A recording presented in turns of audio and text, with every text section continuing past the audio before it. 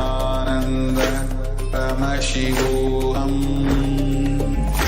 Om Nithyananda Paramashivoham. Om Nithyananda Paramashivoham.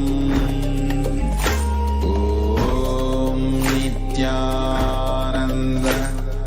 Paramashivoham.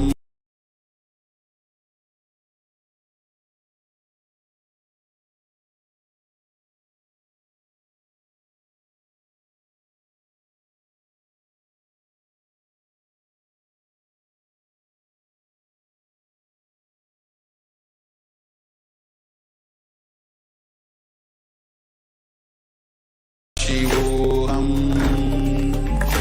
Om Nithyananda Paramashivoham.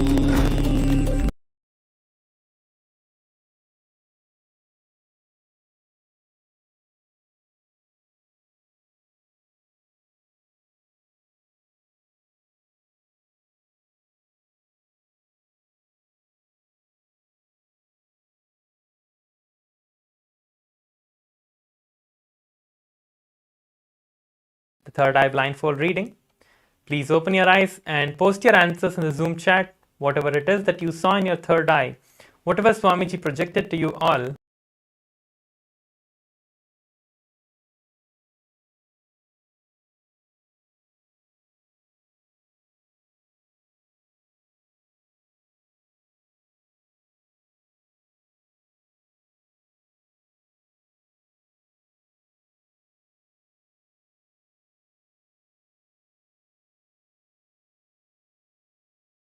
Whatever it is that you saw in your third eye, please go ahead and share that.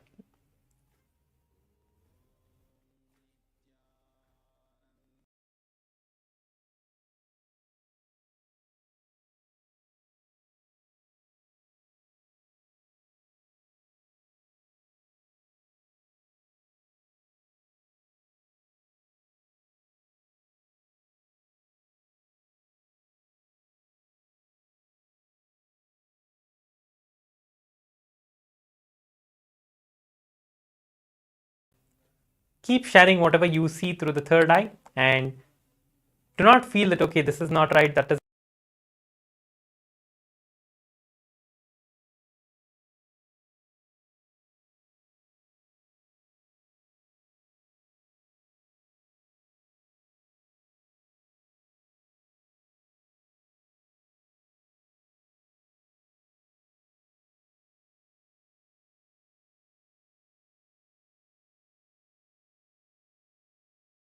we'll be moving on to the next session shortly.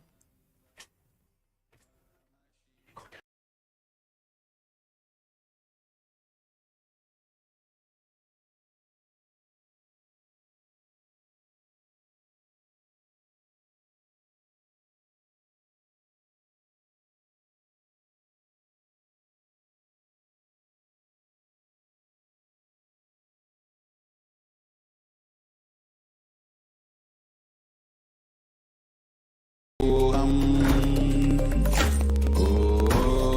Nithyananda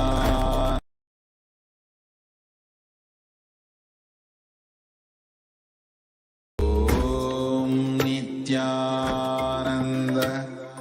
Paramashivoham.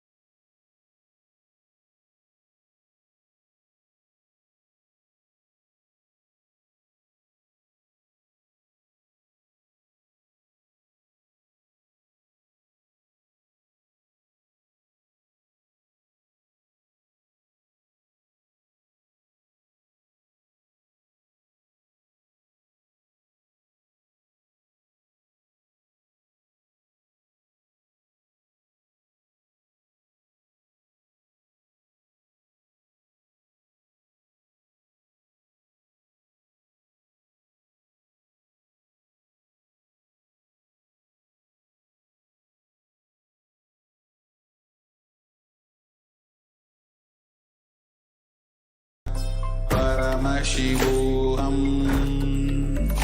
Om Nithyananda Paramashivoham.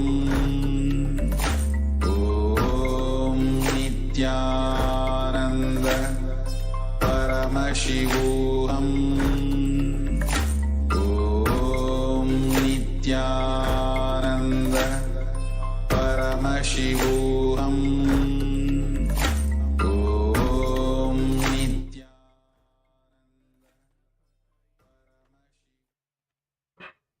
Nithyananda, we are back. We are now entering into the first Jnana session, which is the powerful cognition session for today's Paramashivoham Level 3 Season 3 program on the day 19. Let us enter into the Jnana session. Today we are going to be learning about the Ahimsa Paramo Dharma, which is non-violence is the greatest truth, where nothing externally can violate us within. Swamiji always says that nothing externally can violate anyone. It is us letting that happen to ourselves and blaming everything around us because of this, because of this, because of this. Something has changed in my life, and having that violence towards life.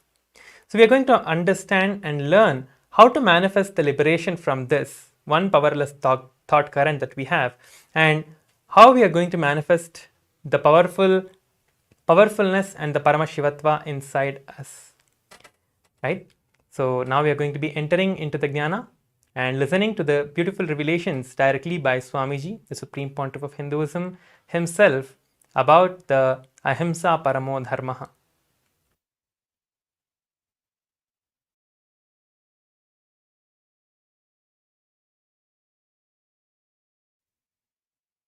Get ready. Sit with your head, neck and spine in a straight line. In the complete space of listening, in that space of Upanishad, where you are listening to the Guru and imbibing the truths that Swamiji is going to be revealing in the video that we are going to watch.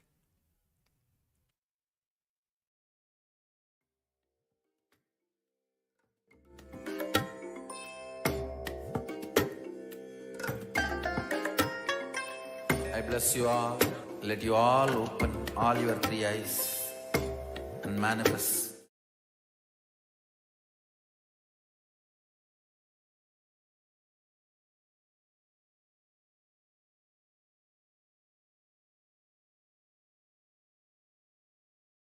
Understand this pralaya which is happening now.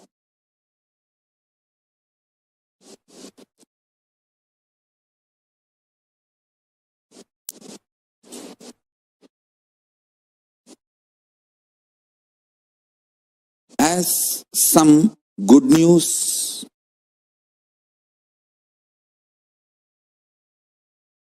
some great news. There's no bad news. Listen.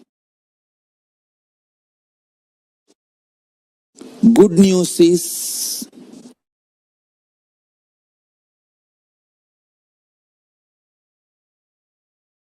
your mental setup, the mind you built,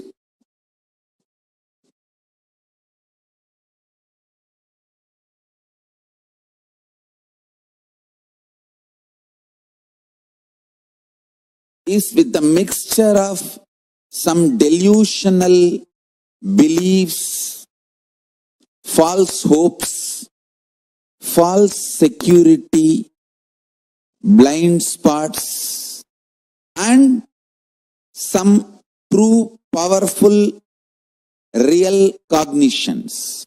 Understand? Your mind is mixture of both. I should say, for a common man, the powerful cognitions is very less percentage. Delusions, hopes, blind spots are all large number of percentage. I'll give you some example for blind spots. People in anger, in rage, sometimes think, come on, let's do it. And face what comes after that. But when after effects, the side effect, the result of what they have done, when it comes, they can't face.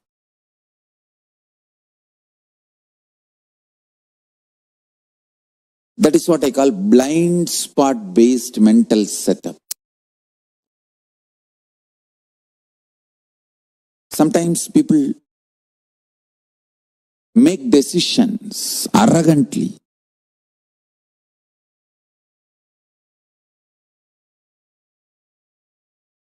You can see even in Indian movies.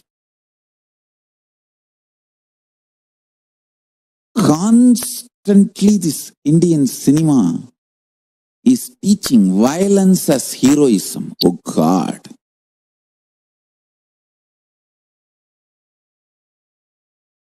So much violence is not required to run your life. But it is so unfortunate, Indian cinema makes you believe only if you are violent, you can survive, which is not true.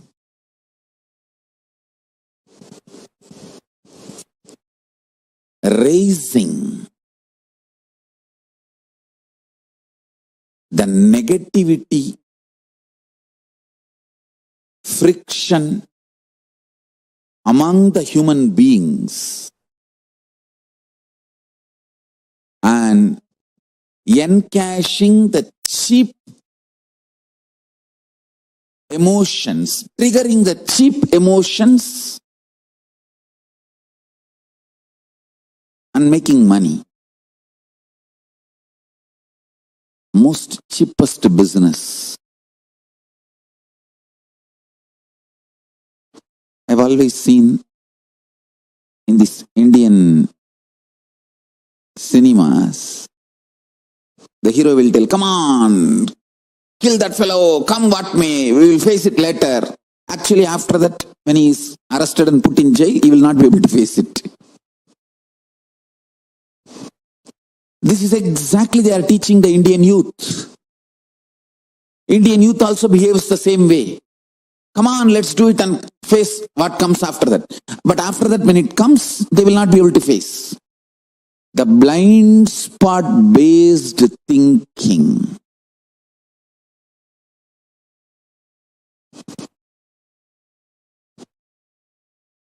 Listen.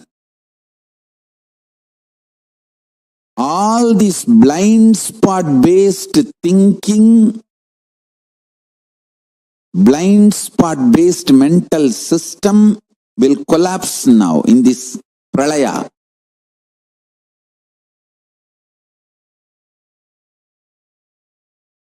Actually, non-violence is the real heroism. We should teach our next generation how to take the non-violence and blissful coexistence to your core level. All this violence-centric heroism and violence-centric hero worship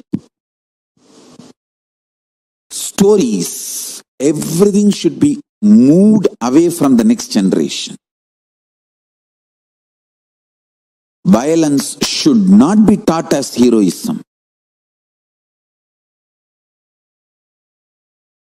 Making yourself rich, happy, blissful through happy coexistence. That should be the lifestyle, and that is only going to be the future.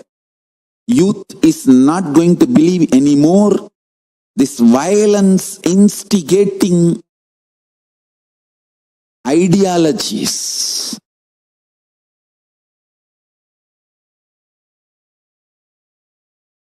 Tyaga, non-violence, unclutching, all these are not inactive, tamasic, inertia, lazy, tired, bored, withdrawn lifestyle.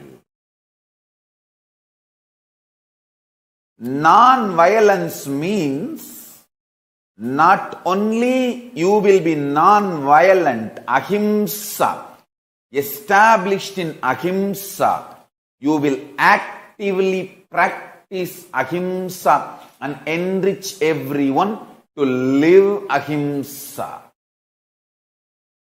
You will create an ecosystem where Ahimsa can be practiced with integrity. Understand? All the infrastructures needed to keep the non-violence Ahimsa alive. Media. Media is the non-violent way of reaching out to people and telling the real truths and facts. Like media, education mechanisms, everything should be actively filled with the truths, ideas about non-violence, Yaga, spiritual strength, powerful cognitions, all these great truths. Listen. Again and again and again. Many are trying to harass me through the social media and all other way, saying that, oh, you are teaching constantly non-violence, ahimsa, peace. Don't you see you are making Hindus weaker and weaker? Understand? If Hindus listen to what I am saying sincerely, they will understand I am trying to make them really stronger. Understand? Strength is intelligent way of existing. Strength is not violence. Strength is not terrorism. Strength is not conversion. Understand? Neither by conversion nor by terrorism any religion is going to survive in the future. Future of the religions is not going to be decided by their capacity of conversion or terrorism. No, that period is over. The next generation is not interested in conversion or terrorism. It is interested in living the life and life positive.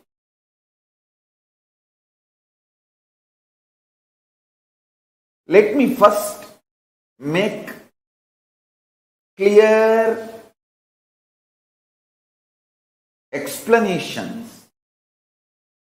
Let me first make you all understand how I adopt ahimsa, non-violence, for relationship with me and relationship with my guru, relationship with my first team, relationship with my sangha, relationship with my disciples and devotees, relationship with practicing Hindus, relationship with the whole universe, relationship with the whole humanity, relationship with everything. I'll explain step by step how I adopt. Krishna says beautifully in the Gita, if you know how I function, you will become enlightened. I tell you, Krishna is the greatest strategizer based on this Paramadharma Ahimsa. Fools and stupids, anti-Hindus are those who claim Krishna made Mahabharata war. No! Understand? Krishna personally went to negotiate peace. And he was abused. And Krishna knows he will be abused. He may be abused when he goes for negotiating peace. But still, he took the risk. Not only abused, there was a murder attempt on Krishna. There was a murder attempt.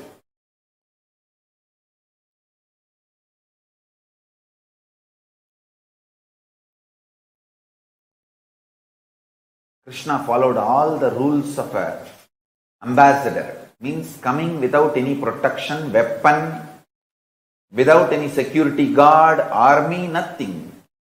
Just Nirayudhabani, he came. And this bloody Gaurava fellows and Duryodhana, due to his extreme delusion, he orders Krishna's arrest. And then the whole earth shakes. And Bhuma Devi kicked him out of his throne. He was thrown out of his throne. THROWN. Thrown out of his throne. THRONE. That time itself Bhuma Devi decided this fellow, this Duryodhana, should not win in the war. See, arresting Krishna, not only not right as per the country law, it's atrocious as per even the cosmic law. Both the way. And originally Hindu kingdoms are supposed to run by cosmic law. It is cosmic law which runs the Hindu countries. Cosmic law itself is adopted as a country's law. That's why the constitutions are drawn. I'm telling you guys. When I read more and more the Hindu constitutions and Hindu criminal procedure codes, what a civilization. I'm just every day falling in love with Manu, Bharadwaja, Yajnavalkya.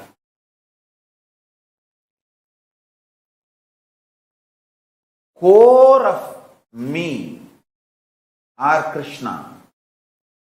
Our core which does the strategy.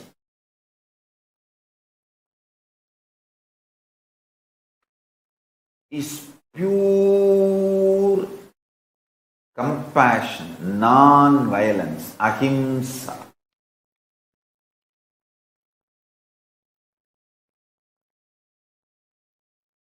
Janma karma chame divyam evam yovetti tattvataha tyaktva deham punarjanmanaiti mameti Arjuna. So listen. It's with extreme love and compassion I am telling you the secrets. Secrets of my success. And these secrets will make you successful. Never ever get frustrated about life. Never ever get angry about life. Never ever get violent about life. If you cut and check me inside, there will be 0% violence. Not even 1 iota of violence. That is the secret of my success. Now you should listen. All my kids, listen. I am sitting with you with my one hand on your shoulder and telling Kana, இது பரம ரகசியமடா, நல்லா கேட்டுக்கோ. The material, the metal, core stuff, out of which you are made, I am made, this universe is made, Paramashiva is made, that material is same. And the great news is,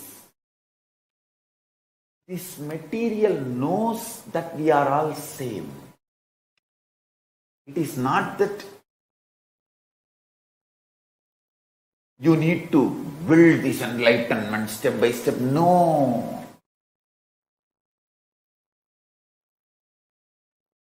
The material, which is you, your body, your mind, your core cognition, your individual identity, and what you call as your body, your mind, your privacy, your secrecy, your all the things. Whatever you call as you, closer to you. My mother, my father, my daughter, my sister, my son, my husband, my whatever, my friend, my beloved, my soulmate, or me. All this is made of certain stuff.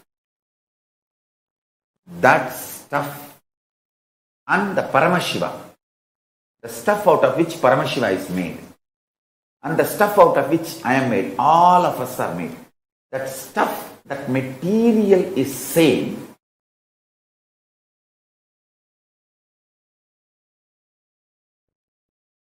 Just like how my Guru gave me straight teaching and liberated me from all the socially inflicted delusions about wealth. I'll give you some of the powerful cognitions and liberate you from all socially inflicted delusions and the pains due to the delusions related to Kala Tattva, time. Listen.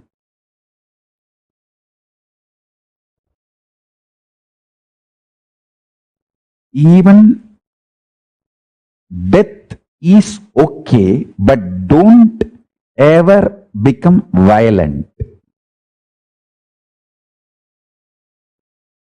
Non-violence is the best strategy even in the face of the death, because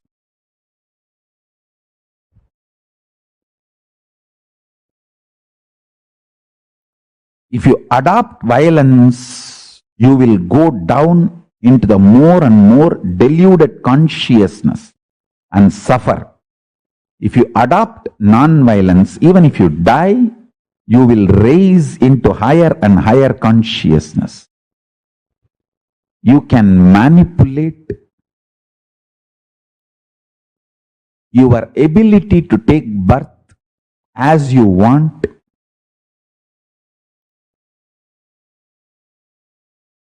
Your ability to enjoy life as you want by the pure observance and cognizing Ahimsa Paramo Dharmaha.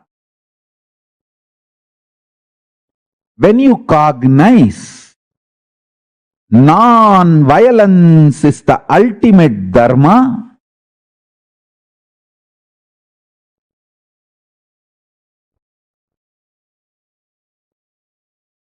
you have so many wonderful powers manifesting in you.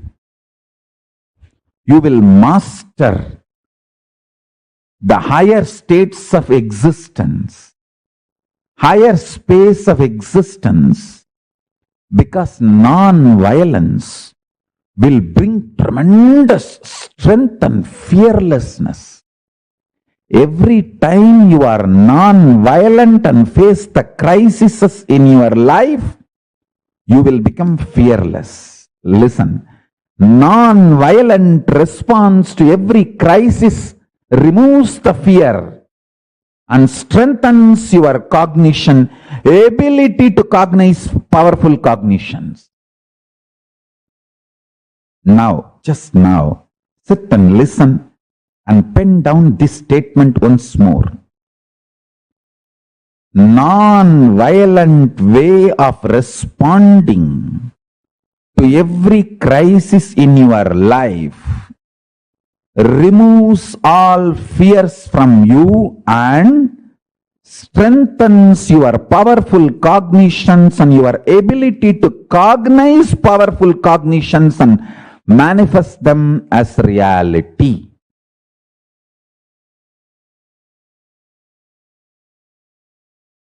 First, I want to tell you, I am neither optimistic nor pessimistic.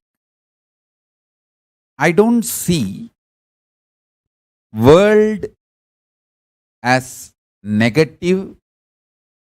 I don't see world as positive. I see the reality as it is. Listen. I don't see the world negative. I don't see world as positive. I just see it as reality and give you the existential truth to give you superconscious breakthrough. When you have superconscious breakthrough, whole life becomes positive, which is beyond positive and negative.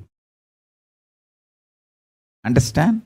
When I say life positive, it is not the opposite word to life negative. It is beyond life positive and life. It is beyond the life positive, life negative. It is, when I say life positive, it is something super conscious, something beyond. For example, when you are frustrated, feeling low, you will feel life is negative, whole world is negative, whole world is conspiring against you, and everything is a fate, predetermined. There is no freedom, there is no life. You suffocate yourself. One of the most cunning thing your mind can do is it will make you doubt everyone other than itself. You slap yourself, beat yourself, stagger yourself 24/7 continuously and blame everyone in the world for stabbing you, for backstabbing you, front stabbing you, attacking you, slapping you. You blame everyone in the world, saying, oh, he's stabbing me, he's kicking me, he's beating me, he's slapping me. You blame God, you blame people, you blame world, you blame situation, you blame everything. But you continue to destroy yourself. You don't want to wake up to the reality you are doing it. So you just blame the whole world. When you feel life is negative, this is the way you perceive, you function. When you feel life is positive, you are excited, inspired, joyful, energetic. Listen carefully. When you are excited, inspired, energetic, you feel life is free will. Even the sky is not the limit. Full of energy, enthusiasm, excitement. And you feel everyone is good. You do all good to you and also praise everyone is doing good to you. Understand, I neither look at the world life negative nor look at the world life positive. I look at the world as straight reality. When you see the reality as it is, the love floods from your consciousness. I tell you, the love flooding from your consciousness is power. Love never makes you weak. If you are feeling Love makes you vulnerable and weak. You are a fool. Love makes you powerful, life positive. If you are feeling love makes you vulnerable, because of your love, others are taking advantage of you. You are becoming demon. You are falling in the trap of demons. I tell you, love does not make you life negative, life positive. It makes you living life powerful. The love I am talking is a power. Love makes you life powerful. I see the reality and I can see how the love makes me powerful and makes everyone in the world powerful. This love is a love comes from your being when you see the reality as it is. Neither life positive nor life negative, just reality as it is. That love empowers you. Listen carefully. My love not only empowers me, it empowers every one of you who receive it.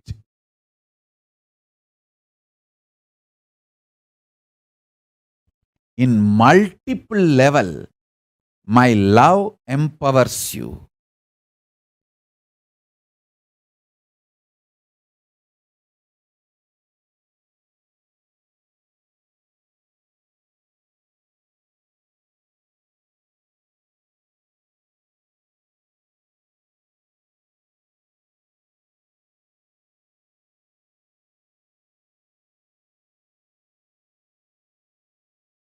Understand this pralaya which is happening now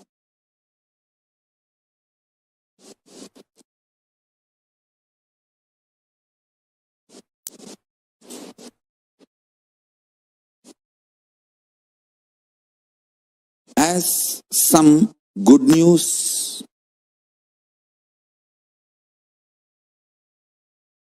some great news. There's no bad news. Listen.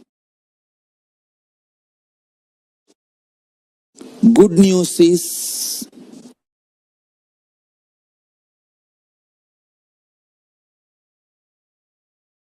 your mental setup, the mind you built,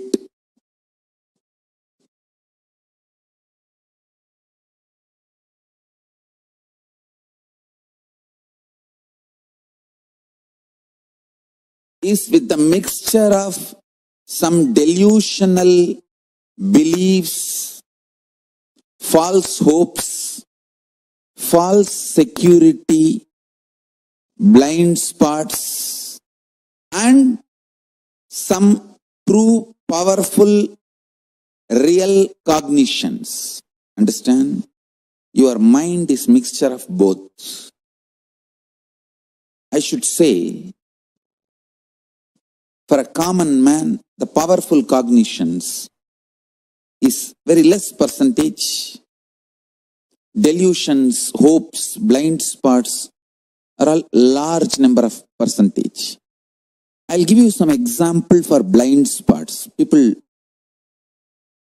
in anger, in rage, sometimes think, come on, let's do it, and face what comes after that. But when after effects, the side effect, the result of what they have done, when it comes, they can't face.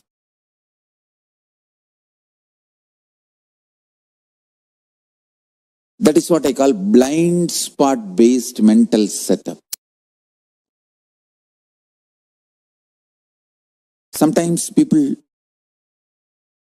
make decisions arrogantly.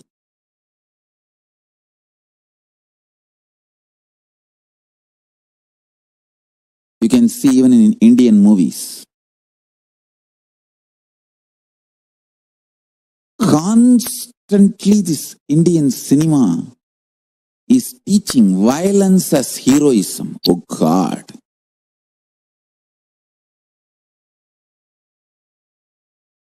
So much violence is not required to run your life.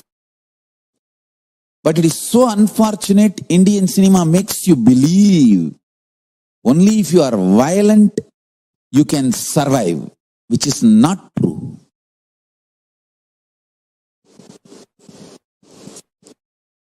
Raising the negativity,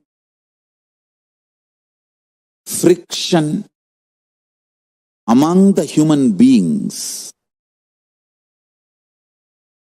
and encashing the cheap emotions, triggering the cheap emotions and making money. Most cheapest business.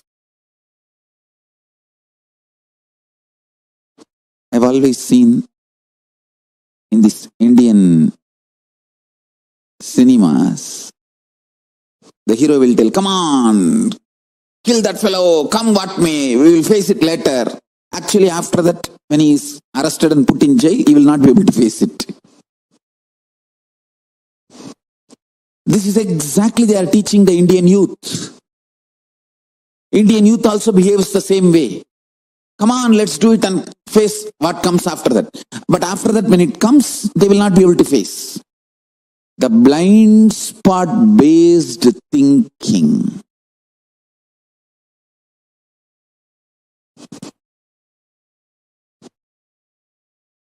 Listen. All this blind spot based thinking, blind spot based mental system will collapse now in this pralaya.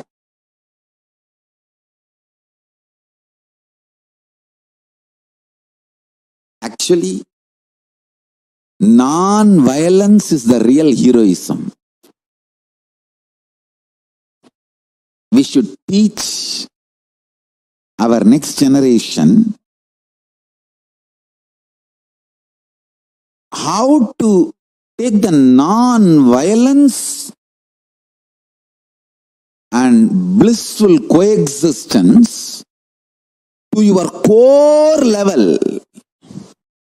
All this violence-centric heroism and violence-centric hero worship stories, everything should be moved away from the next generation. Violence should not be taught as heroism.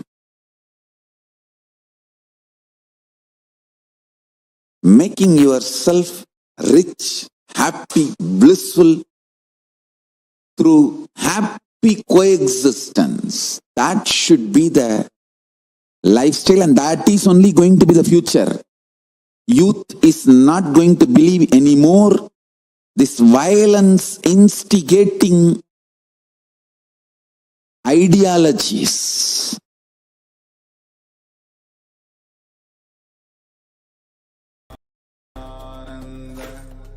Paramashivoham.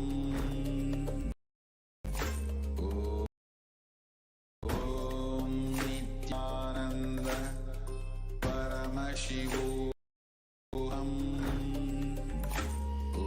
Om Nithyananda Paramashivoham.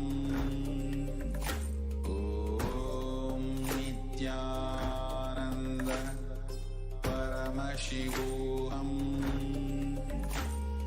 Om Nithyananda.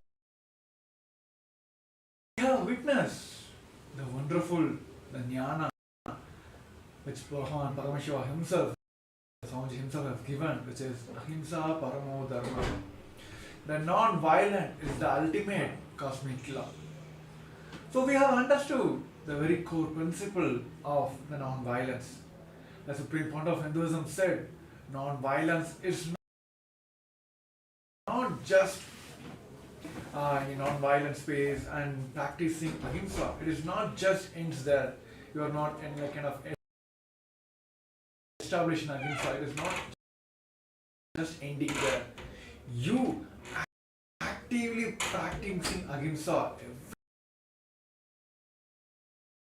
every time and enriching people to practice in ahimsa. That's the non-violent, the actual meaning of non-violent. See, we all should understand that the 99.99999% of us understand that I would say, like, it is the same as the universe, or same as the person you are seeing in front of you. But one more thing, the beauty is that 99.999% also knows that it is same as the person which is in opposite to you.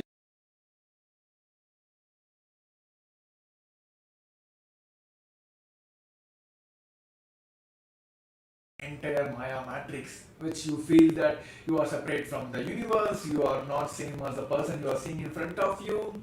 All that, this anger, dislocation, disassociation from the entire life, the universe, that only caused the entire problem. And Bhagavan says, non-violence means not only you will be non-violent, established in ahimsa, you will all be actively practicing ahimsa and also enriching everyone to practice ahimsa. So that is the very key principles of non-ahimsa. So inside, if you all decide that I will be practicing ahimsa and I will be enriching people to be practiced in ahimsa, that is where this whole dharma will start rolling out. Dharmo dharmo rakshati.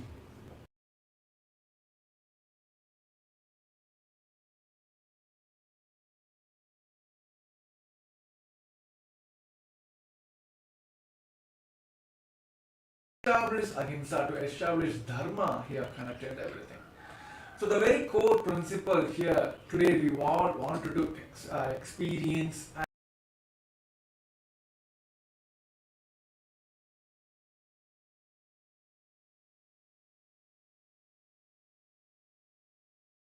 internalizing exercise. We all be working on the patterns, the boredom pattern which is causing us to always disassociate from the entire universe.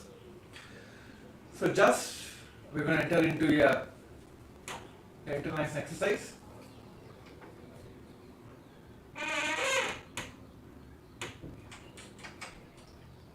Just freeze your body, just make sure, and legs straight and back supported comfortably.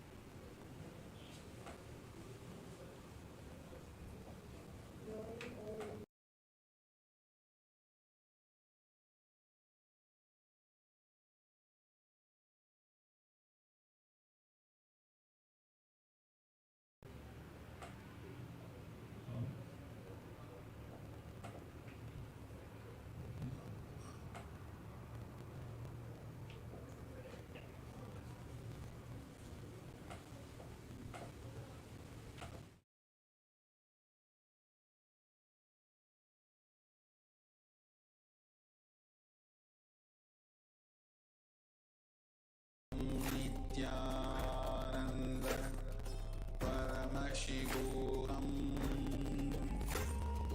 Om Nithyananda Paramashivoham.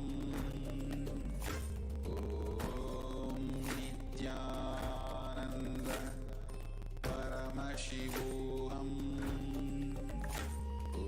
Om Nithyananda Paramashivoham. Om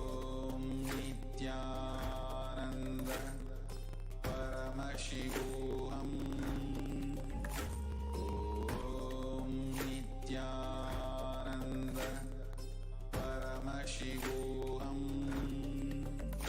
Om Nithyananda Paramashivoham. Om Nithyananda Paramashivoham. Om Nithyananda Paramashivoham.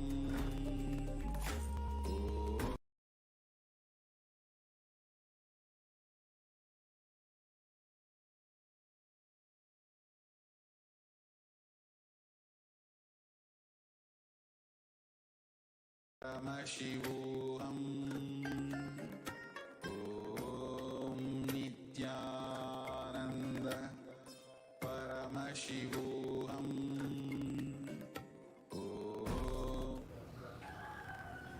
Yes.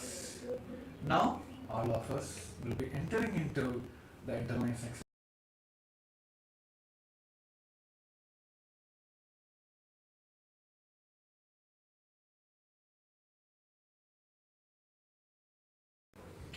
So it is going to be a 5 minutes exercise. I request all the participants to be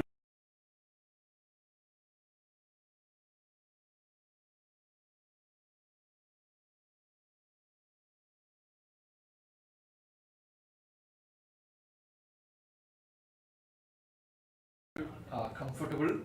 Just sit in a relaxed position and make sure you're not moving here and there. In the complete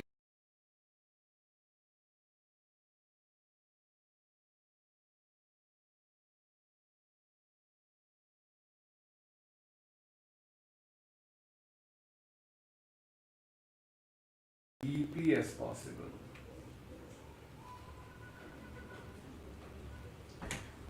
I request everyone to close your eyes.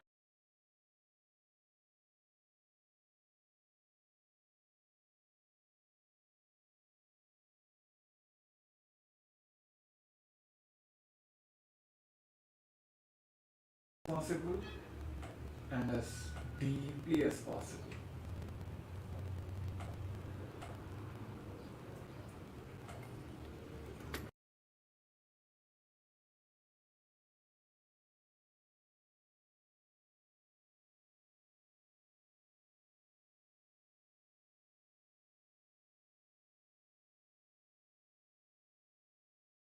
Om Nithyananda Paramashivoham. Om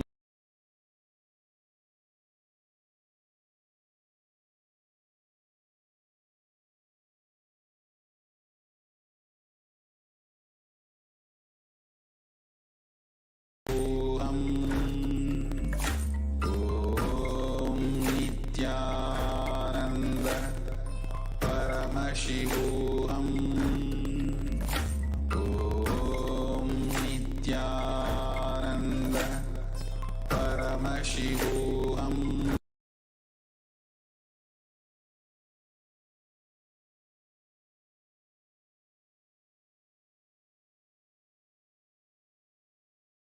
Om Nithyananda Paramashivoham.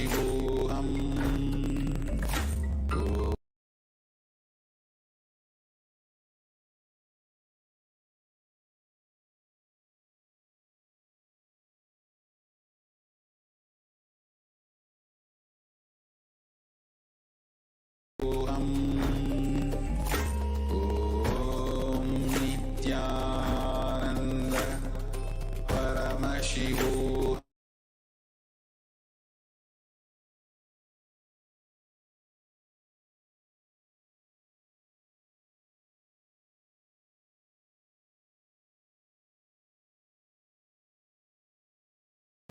Happening inside you.